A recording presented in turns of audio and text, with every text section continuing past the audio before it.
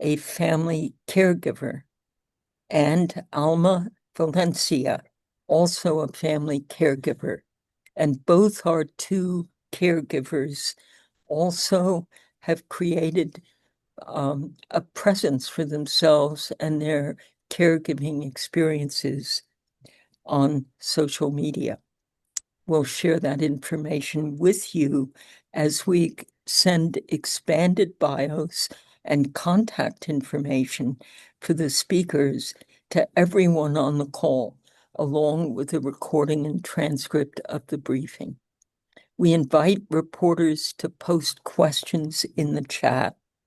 We encourage speakers to monitor the questions and answer those particularly relevant to them. We will make as much time for Q&A throughout the briefing as we can. We ask speakers to speak slowly, as I'm doing, so that our simultaneous interpreters in Korean, Mandarin, and Spanish can follow what we're saying. Often speakers don't realize that they go too fast to adequately capture them in even the best interpreting. Now we begin, and I'm honored to ask Susan Desmarais to open our conference officially. Susan, thank you. Sandy, thank you very much, and to your staff team. And I'm just very grateful that you've assembled us all. I love that you chose the word salute, that we can salute the family caregivers among us. Alma and Dan, I'm just humbled to be joining you today on this panel, and to our experts, Paul and Donna, thank you for giving your time. This is the realization of our work that at the California Department of Aging, it is so important that the 7 million family caregivers in California, family members, friends, neighbors, acquaintances, can know that there are resources and people they can turn to so they never feel alone in their caregiving journey. I cared for my dad, who first developed heart issues when I was in high school. And in his later years, he lived about 4 miles from me. So I was a very hands-on caregiver with my dad. My mom developed dementia and Alzheimer's disease. She lived in rural Northern California. My care and support for my mom was more intermittent because we were separated. And she lived in a very remote part of our state that was hard to access and did not have a lot of services. So this topic is very important to me. It's very important to my family. And I know it's very important to your readers and your listeners as well, because half of adults in America help a loved one with everyday tasks. Something we really want to get across from the California Department of Aging is, if you ask a caregiver, "Are you a caregiver?" they will probably say no. But when you ask, "Do you drive a loved one to medical appointments? Do you pick up prescriptions? Do you cook and deliver or drop off meals?" These are basic tasks that really help our family and friends. And then there are also many more intimate tasks, very intimate tasks, where family members and friends are providing care that is otherwise provided in assisted living communities, in nursing homes, and in hospitals. So we honor all caregivers. If you're providing occasional or intermittent support, or if you're providing round-the-clock care in the home, we recognize all of you. And we really want to close the awareness gap. And that's why I'm just so grateful for all the journalists who are joining us today to help get the word out, especially into underrepresented and underserved communities. you really can help us to convey accurate information and share the resources that are available. If these resources can help alleviate the impact of caregiving, the physical strain, the emotional stress, burnout, financial pressure, and social isolation, thank you. You're helping us help caregivers. So thank you for listening in today. California has a proud history. For over 50 years, we have supported a network of area agencies on aging. We call them AAAs. You'll hear from Paul Dunaway about the role that AAAs serve. They're available in all 58 counties in California. They all provide caregiver supports. We also have a 40-year history of supporting a network of caregiver resource centers, CRCs, we call them.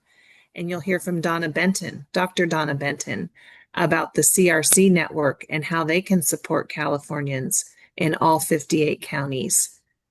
So for decades, we've been supporting caregivers. We know in California, caregivers, unpaid family caregivers, friend caregivers, kin caregivers provide the vast majority of long-term care in our state. Estimates are about 65% of all care is provided informally by family and friend caregivers. In recent years, our governor, Gavin Newsom, introduced California's Master Plan for Aging. We're now in year 5 of this 10-year blueprint for our state. And one of the 5 bold goals of the governor's Master Plan for Aging is caregiving that works. It was so important when we prioritized as a state 5 years ago where we would put our focus and energy that one of the 5 categories of focus, one of the 5 bold goals, was caregiving that works. So today, I hope we explore what we have in common, where support exists, and that we can get across that help is accessible and available across our state. Thank you for including me in your panel. Thank you so much for that great welcome and overview.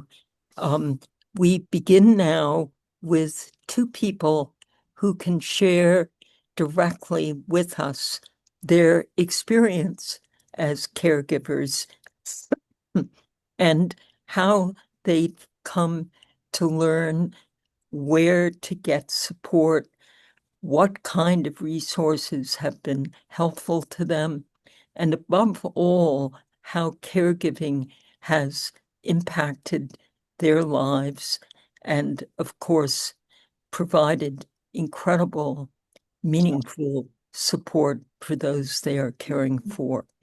We begin with Dan Salinger. Thank you, Dan. Well, thank you so much, and good morning to everybody.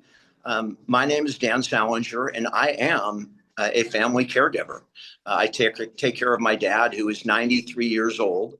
And I can tell you, I was a caregiver long before I knew I was a caregiver.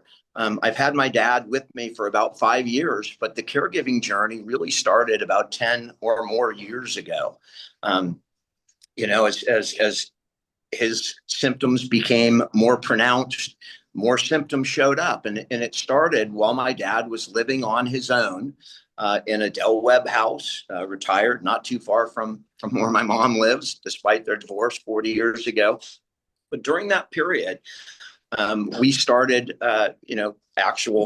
taking care of things for my dad. First of all, my brother and I, who lives in the same town, were with him every single day. I mean, we didn't 7 days a week, and everything was seemed to be going fine. And then symptoms started to appear, such as my dad came to my house like he always did for the prior 10 years.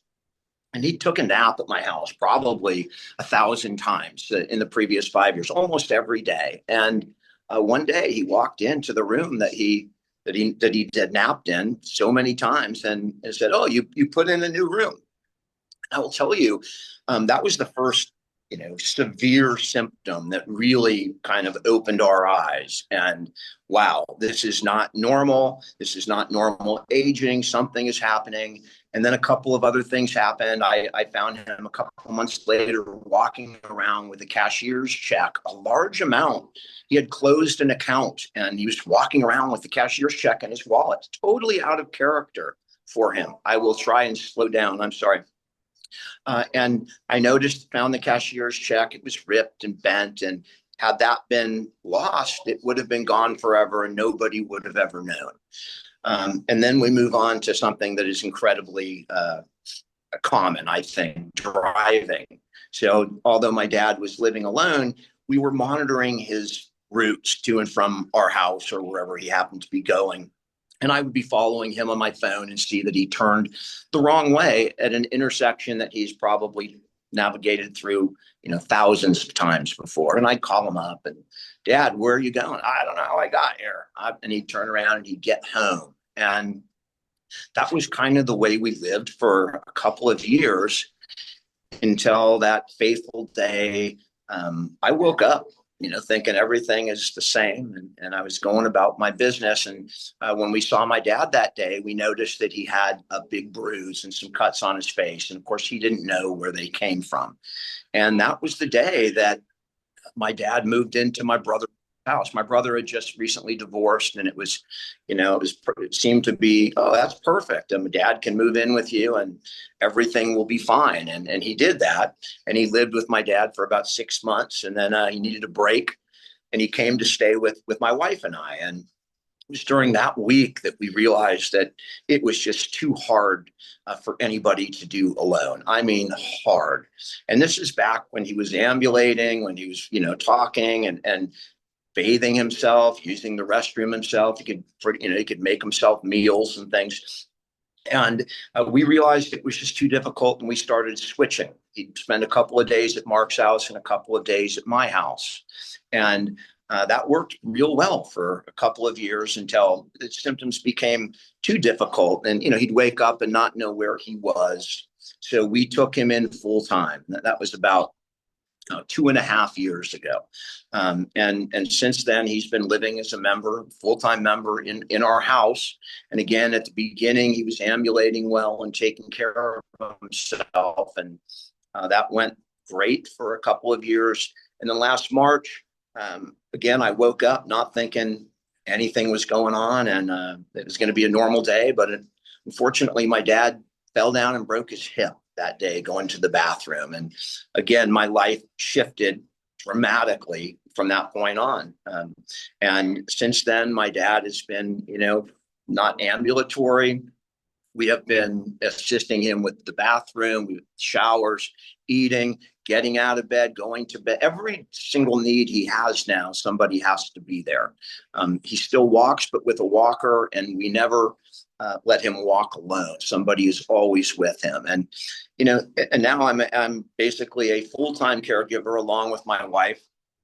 And that's what our life revolves around. And, it happened without even realizing the progression just comes, right? And it doesn't matter what race, creed, religion, economic status. Dementia does not discriminate. It comes after people, and the ravages are going to come regardless of what your standing is in life. And that's the reality that we have been living with for the last 5 years. And it is extremely difficult, as caregivers know. And you're talking, all the needs, the respite, financial pressure, the isolation, the breaks, the community networking that helps you get through difficult moments. All of those are being discussed, and they're all incredibly important.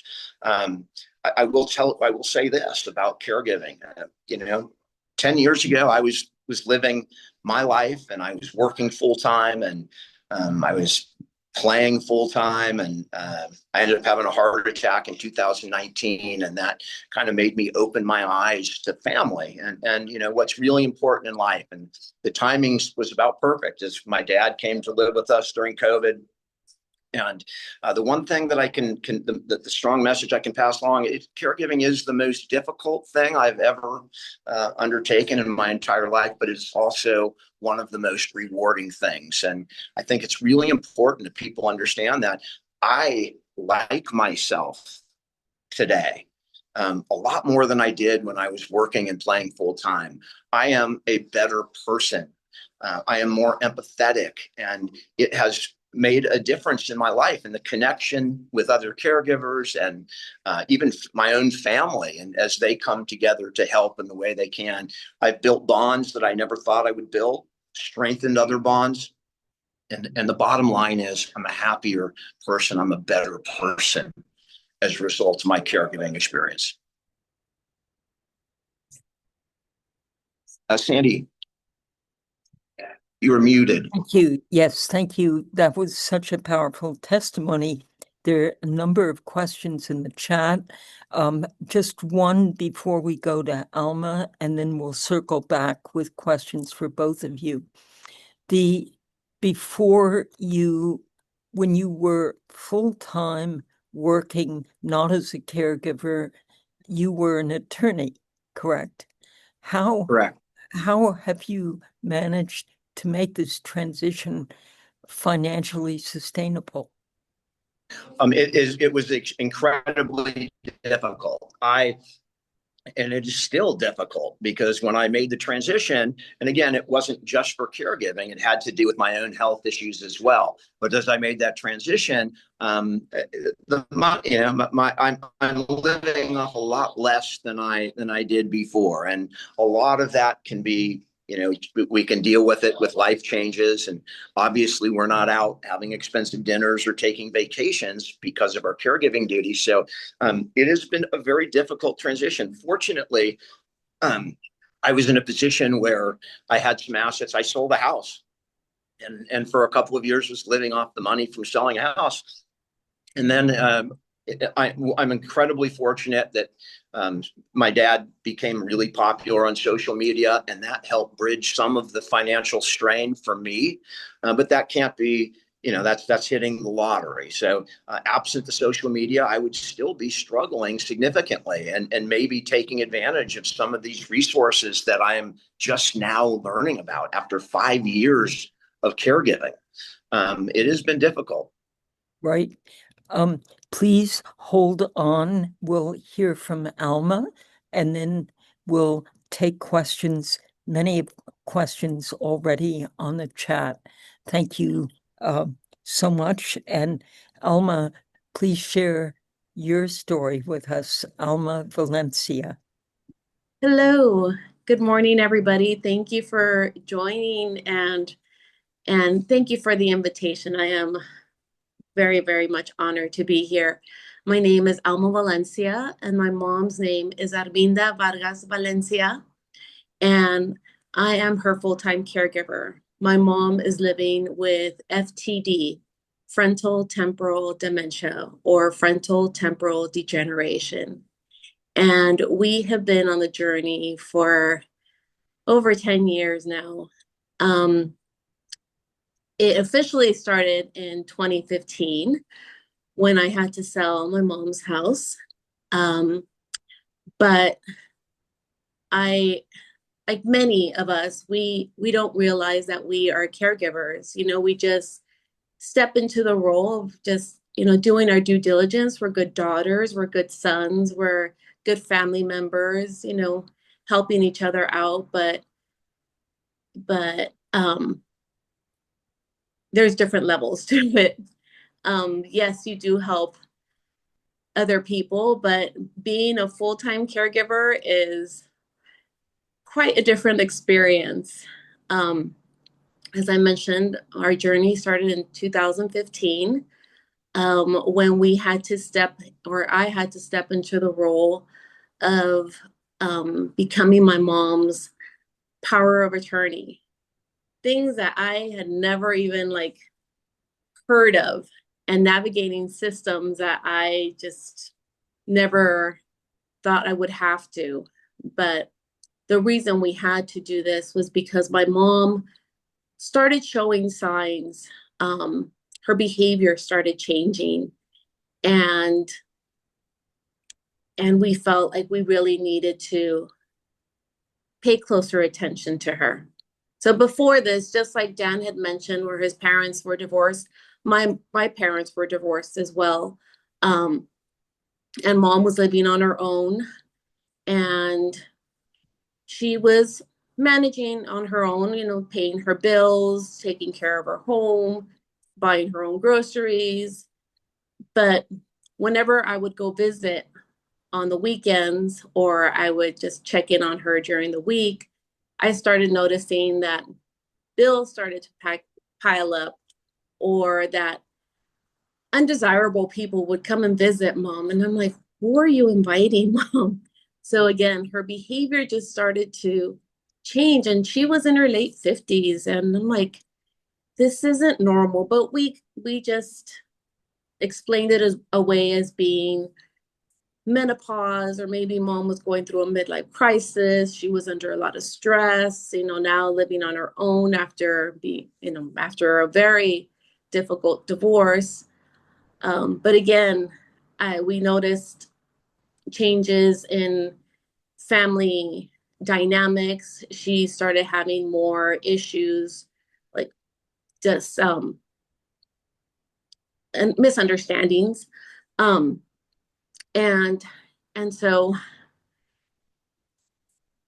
we didn't know what was happening, until my mom stopped paying her mortgage, and so I had to sell her home. Mom moved in with her sister, and her other sister also had Alzheimer's.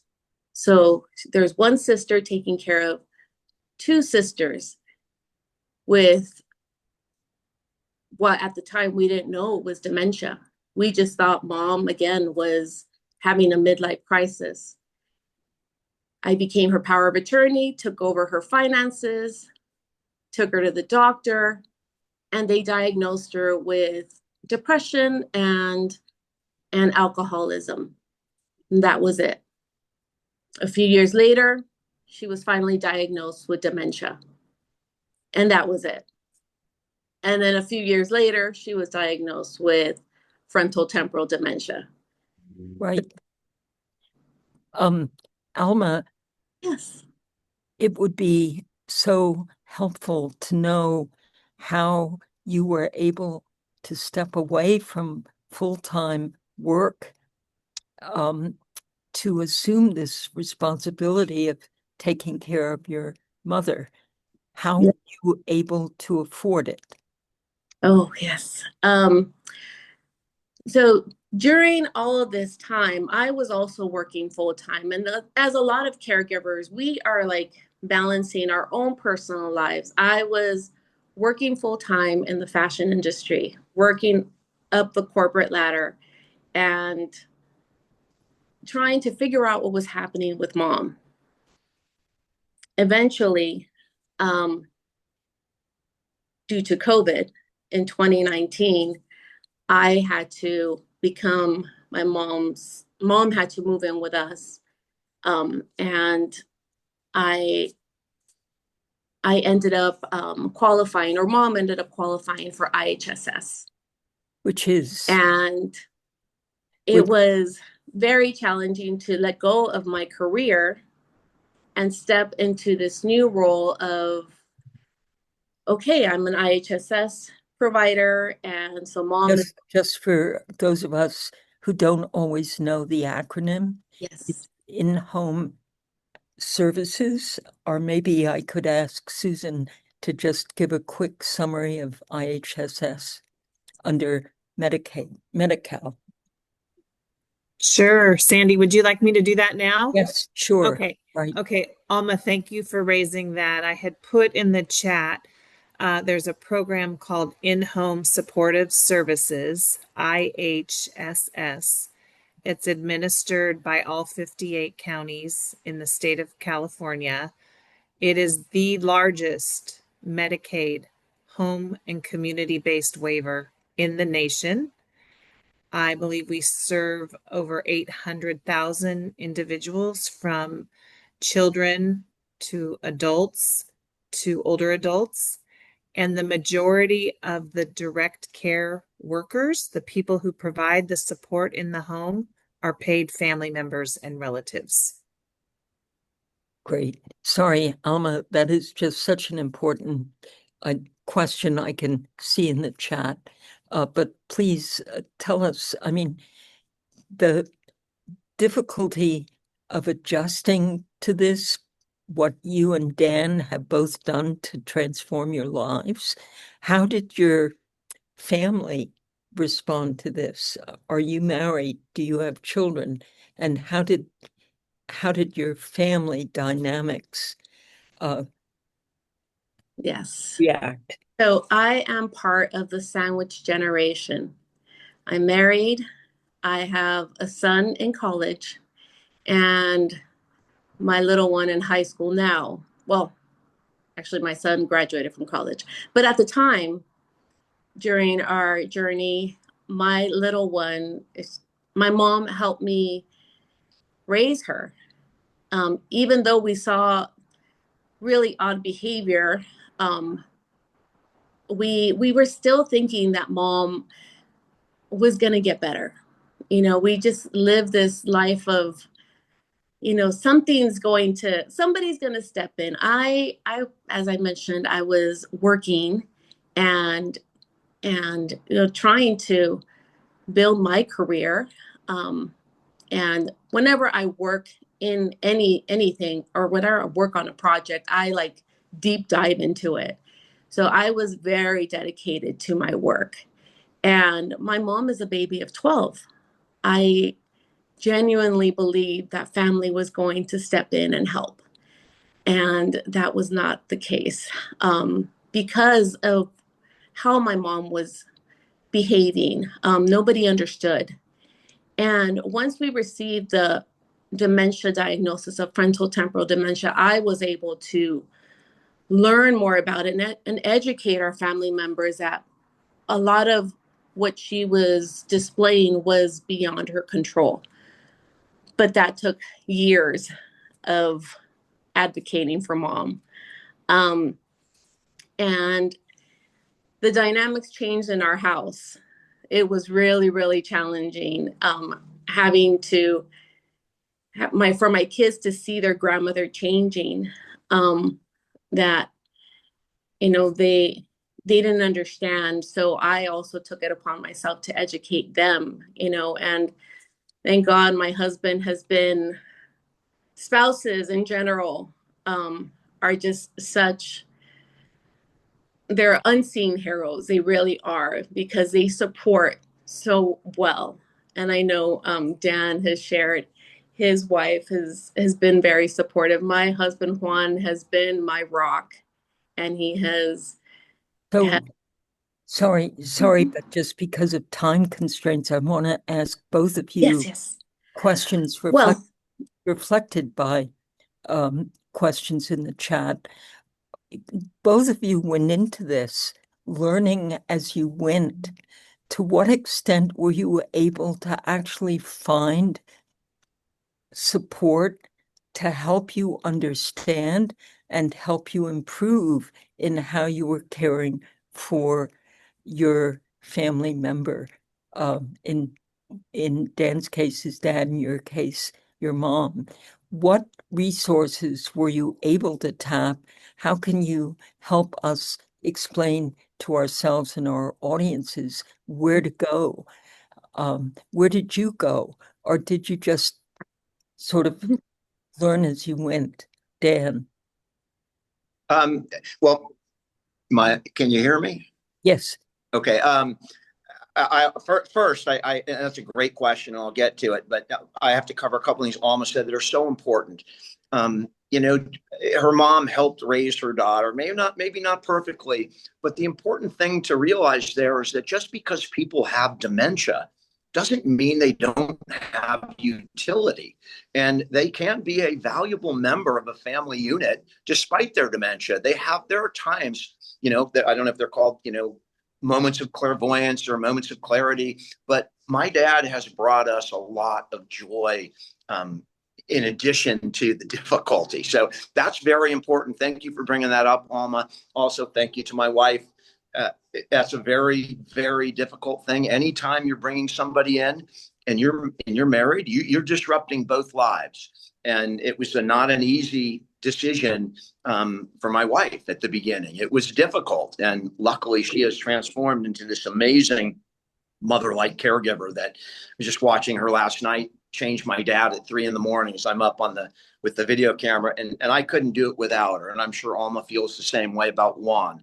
And as far as reaching out for services, you know, you don't, as you fall into caregiving, and it's nothing that people typically plan for. Most people fall into it. And I was not aware of any services. I was very lucky that I'm not by any means rich or wealthy, you know, where it's not an issue, but I had enough resources that I knew we could care for him. And he had enough resources that if there was, you know, if we needed anything, like when we needed in-home paid nursing care, he was able to cover that. And I was incredible. I have 5 siblings, and they all help to whatever extent they can.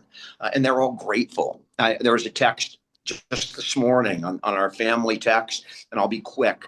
And it was thanking my wife. So one of my siblings said, you know, Danielle, I just want to thank you. The entire family appreciates everything you're doing.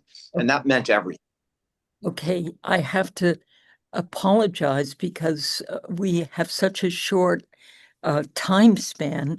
But if you would look at the questions on the chat, each of you, and perhaps respond as you can, and then let us circle back after our next 2 speakers for final 10 minutes of Q&A with both of you. And I'm so sorry to cut you short. There's so much more we want to hear from you.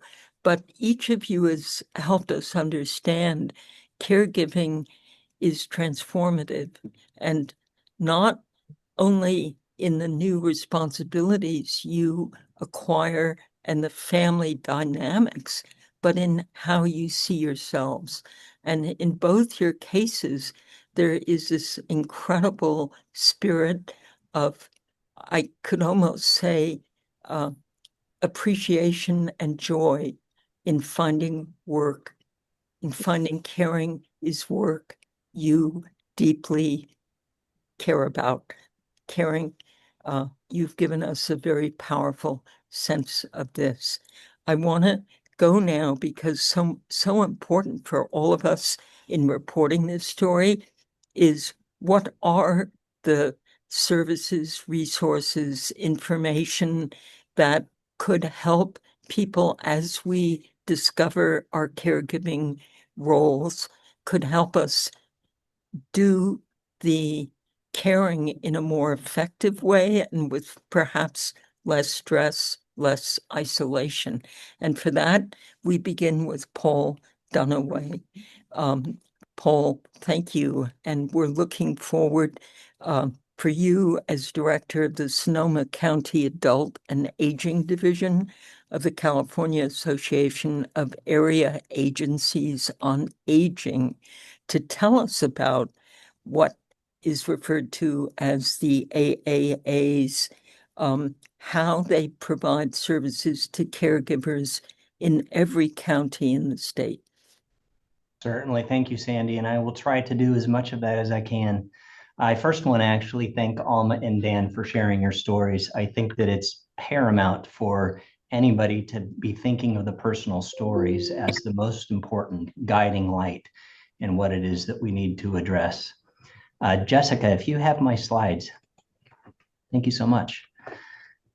So I'd also start by saying if I had to pick one war cry, considering all of the services that we provide, at least in my agency, it's the need to recognize and deliver on the needs of caregivers. In its essence, caregiving is both an intensely personal act and profoundly shared one. It also has the potential of being deeply isolating. Today, I want to take a few minutes to share with you the supports available to caregivers through the Area Agency on Aging. Now that I see the slides up, go ahead and switch to the next one. A little bit of a delay. So the next slide has a quote in it that I just want to read. There are only four kinds of people in this world: those who have been caregivers, those who are currently caregivers, those who will be caregivers, and those who will need caregivers. Thank you. This quote, I didn't actually hear it for the first time from the former First Lady, but I heard it from Dr. Benton, who is going to be speaking right after me. I want to say that I hold her in the highest esteem in the area of caregiving, and I'm tremendously honored to be a part of this call with her. The quote basically means that caregiving is a universal experience, and we benefit ourselves, our loved ones, and our communities when we allow it to be a shared experience. None of us can thrive in isolation, and yet the physical and emotional demands of caring for a loved one can leave us feeling alone, isolated from work, friends, and family. Next slide, please.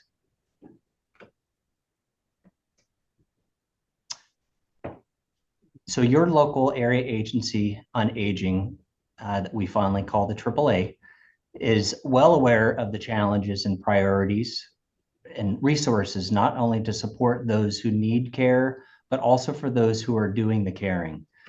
For the unpaid family and friends who set aside responsibilities and passions, like you heard from Dan and Alma, to offer care for those who need it.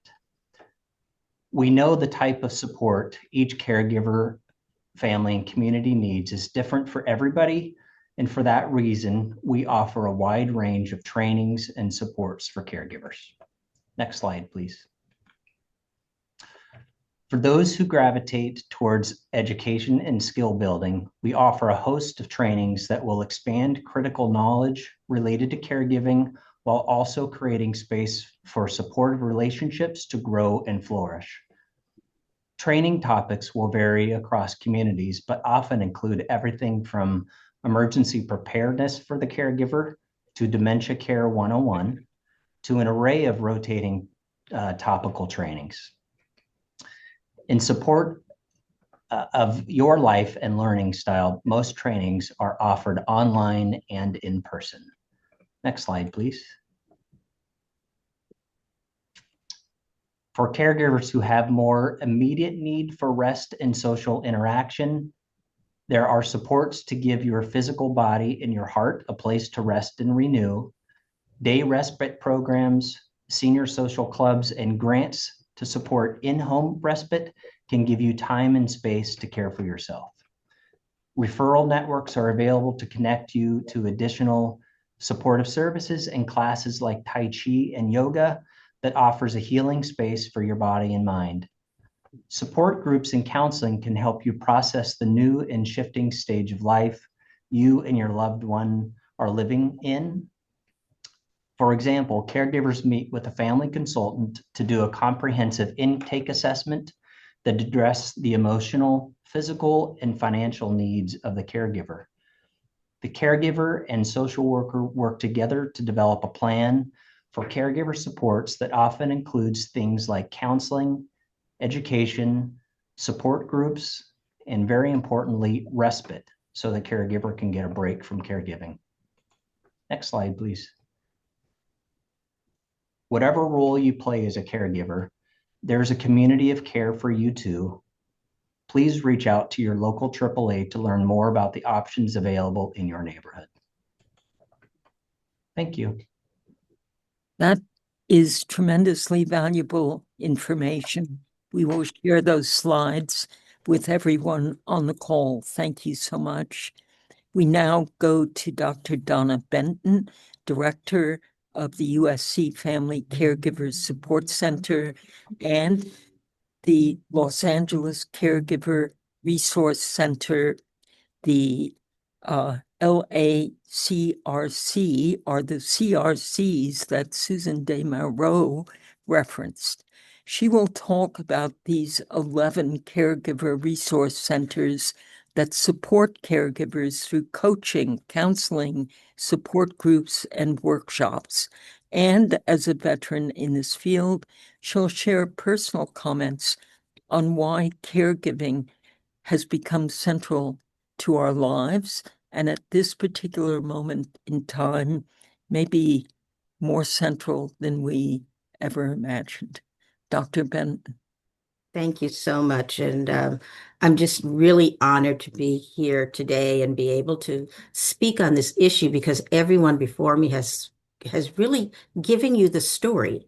There's hardly anything that I can add, but I'll try to say a few things about how I've seen caregiving change over the time that I've been involved with caregiving. And then I'll also talk about the caregiver resource centers, which all of the services have already been discussed. And thank you, Paul, for really putting together a slide that I want to steal. So, because he did exactly in a very short period of time, exactly what we need to understand caregiving. But if we think about care in America, families have always cared for other family members. It's what we've always done. It's always been informal, and we've always provided this care at home.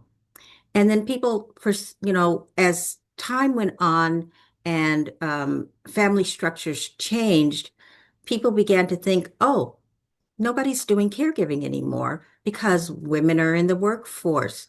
People are living longer. They don't need as much care. But actually, those two factors are actually why caregiving has continued, but has become a little more difficult. As we have as we live longer, as family structures have changed and more people are working, the challenges of caregiving have also changed. And that means that where before, when we were providing care, most of the time the care was very acute. People used to live to around, 60. The reason we got Social Security at 65 is because most people lived an average age of 63 or less.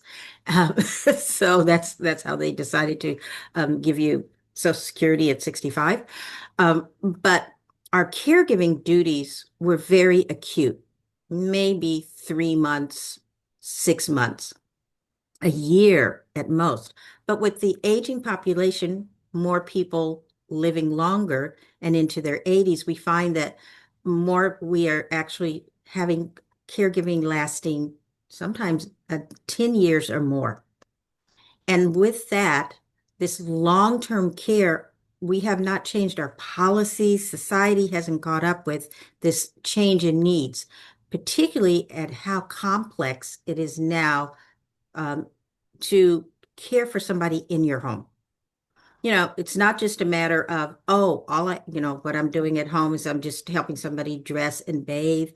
There are complex medication regimens now that have their own side effects, which we now have to understand. People are doing things like you have things where you're having to change somebody's needles, and you're using needles and you're doing pain management, which scares many families because you don't know, like, I don't want to over medicate somebody and harm them. Things that used to probably be done within an institution, within a hospital. What's the new trend? The new trend is called hospital at home. How many of us expected to have our homes turned into a hospital? It's crazy what is now expected of families to do in terms of long-term care in the home that's very complex. So and on top of that, you now have people living further apart. More caregivers are working. It's almost, depending on which study you're looking at, you'll see between 60 and 70% of caregivers are still working. And so you're balancing that. People have smaller families. The average is going down every year, and we'll have fewer family caregivers to help for an increasing number of long-lived adults. We're very happy we're all living, but in terms of our impact personally, it means that you may not have as many people who can care for you in the long run. So we've had different changes on what you have to do that impact the caregiver's well-being. We've had different changes in terms of there's been a lack of public infrastructure we just don't have, there's nothing there to really help families um, pay for out of pocket expenses that often occur with family caregiving that are not completely tied to either having some type of health insurance through Medicaid or Medicare. But after that, there's really no long-term care services and supports for us. And so that's a huge change. Caregivers are invisible, one, because it's what we do. It's our mom, it's our dad, it's a friend, it's a cousin, it's a sibling.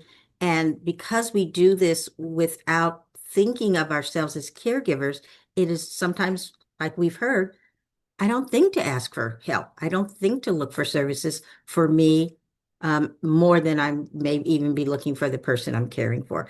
So we've had this kind of change in our societal values, the healthcare changes, the economic changes where we're losing services.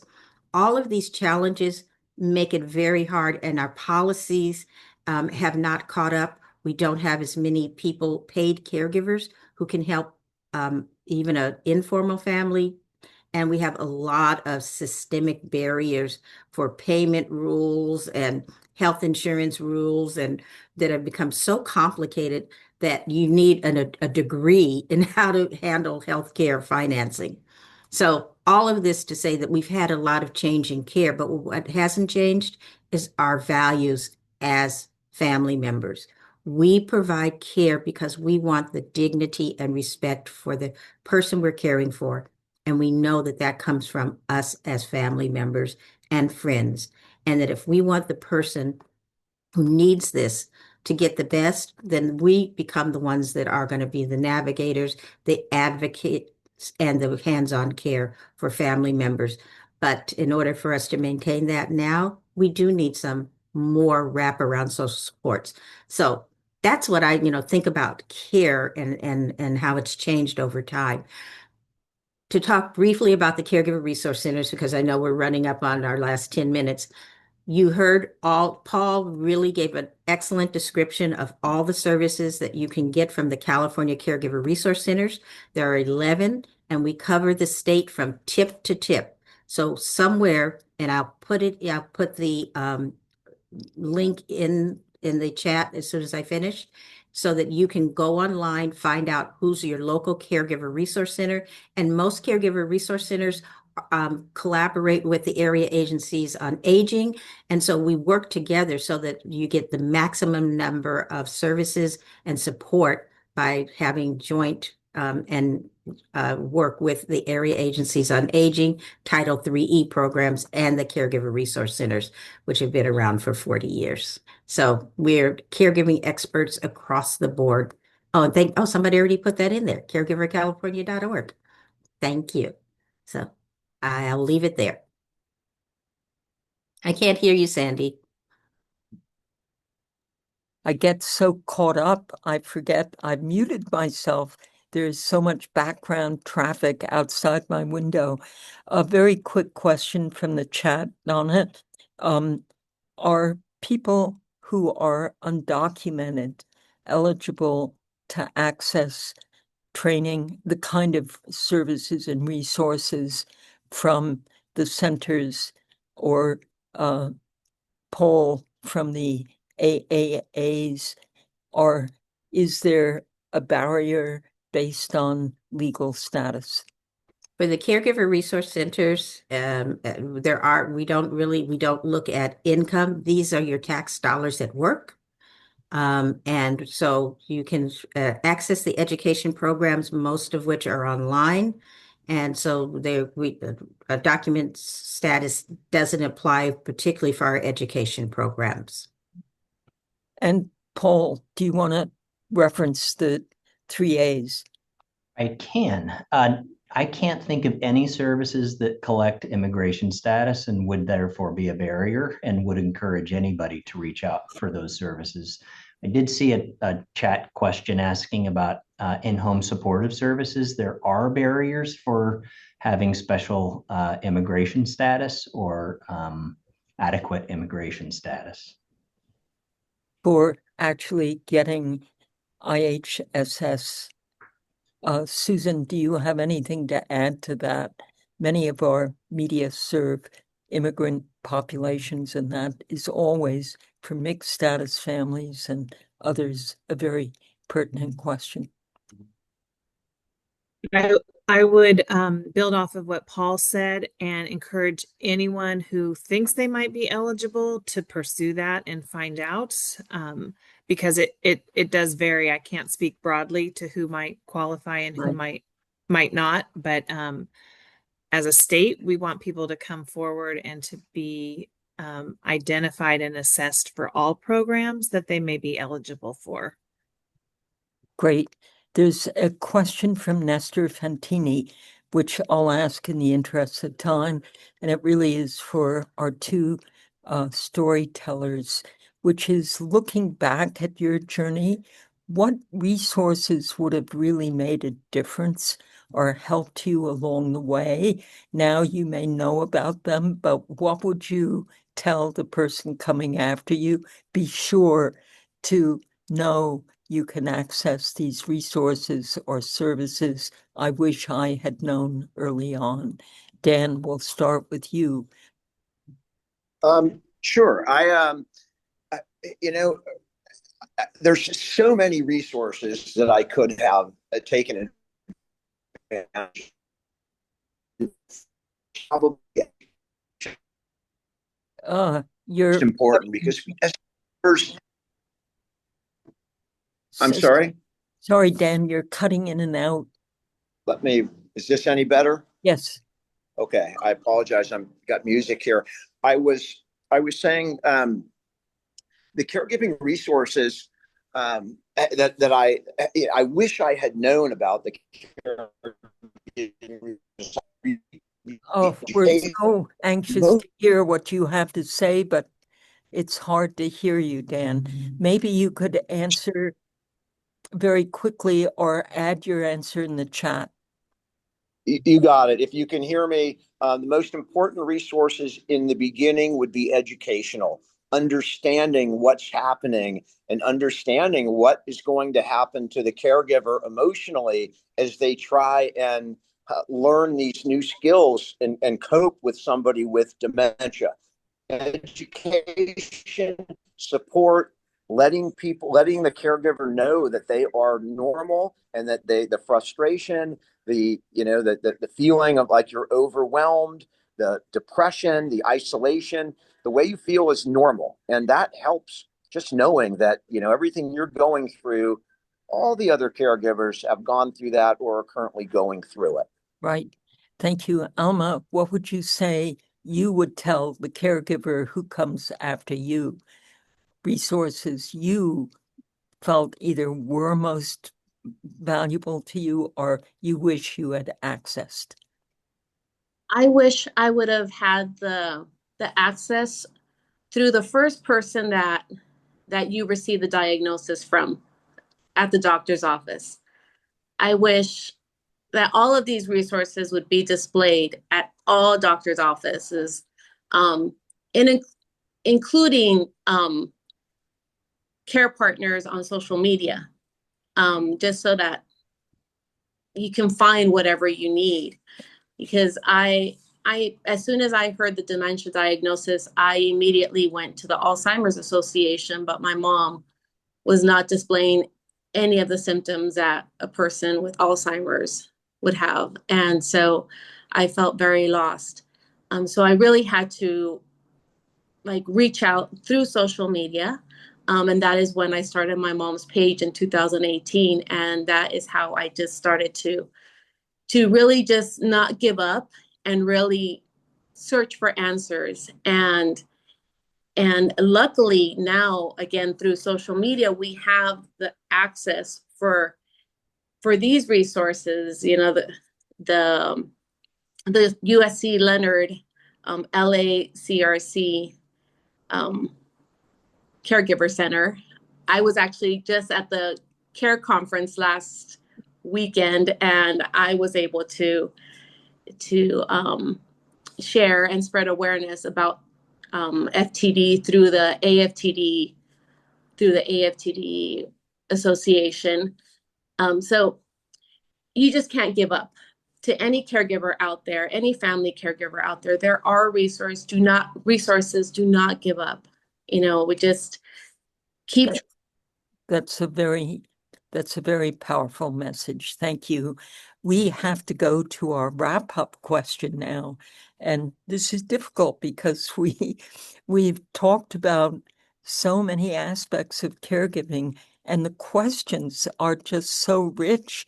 There's so many good questions I wish we had gotten to, which I hope our speakers will look at after the call and perhaps just send us your remarks and we'll share them with everybody on the briefing. But let me go to the final wrap-up question. Caring isn't a word we hear very often in today's political context. We hear of division, disinformation, distrust.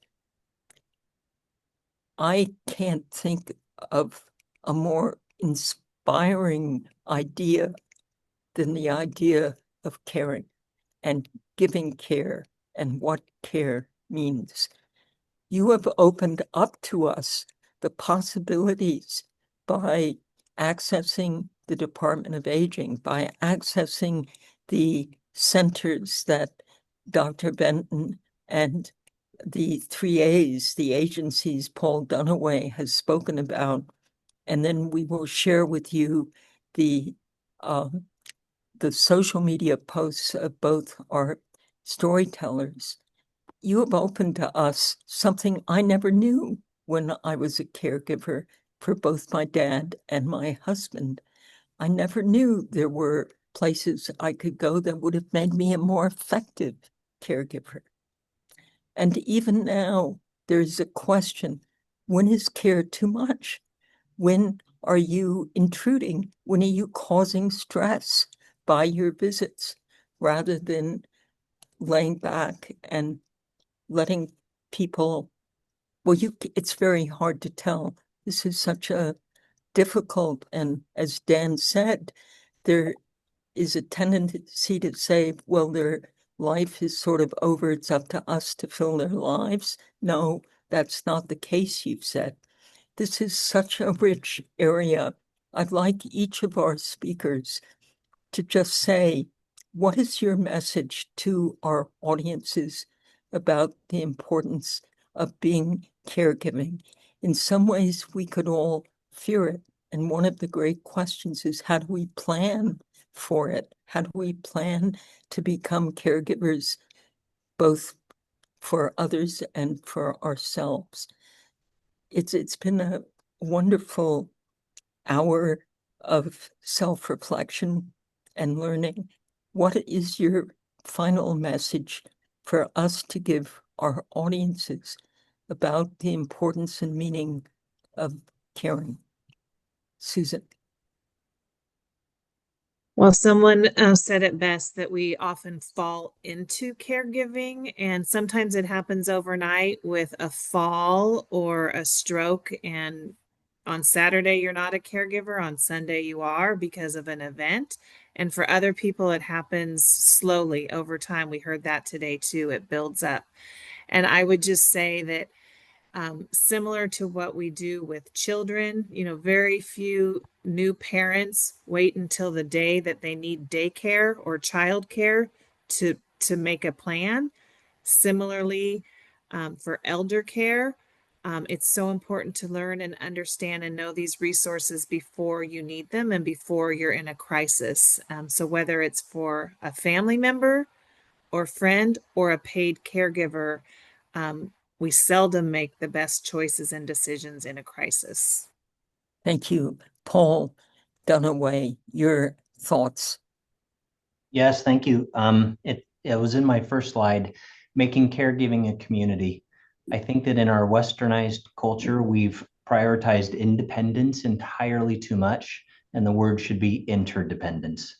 Switching from aging in place to aging in place together.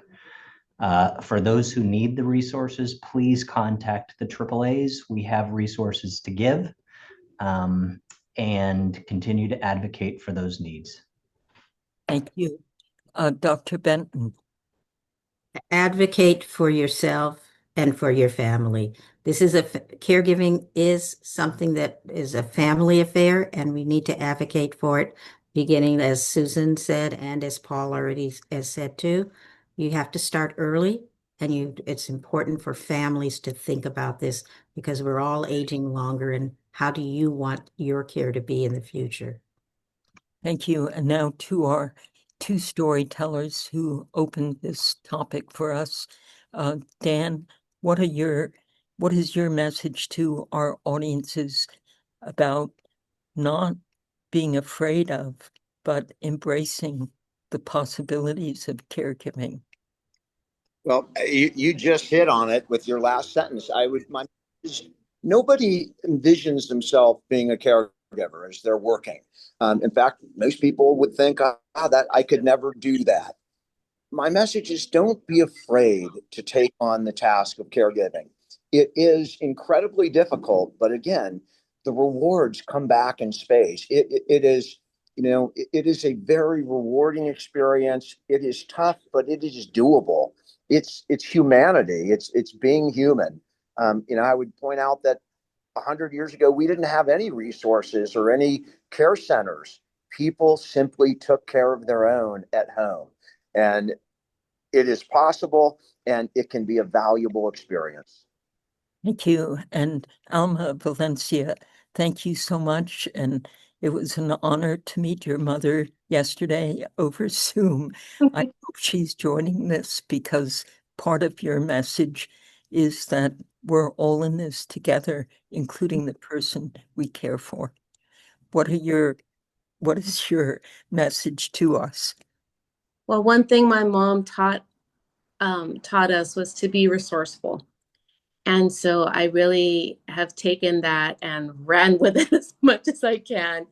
And I am grateful for resources such as the California Department of Aging and so many others. I always say that caregiving is hard, but not impossible. And in terms of dementia care, until there's a cure, there's community. And so you have to find your community. Each of you have given us such great sound bites and headlines and so much more. Thank you. Do you know that very few people left the conference throughout the hour? We rarely keep everybody on the call. So my deep thanks to all our media, to our interpreters, to our speakers, and to the Department of Aging for co-hosting today's briefing. Caring is love. Caring is life. Thank you. Thank you.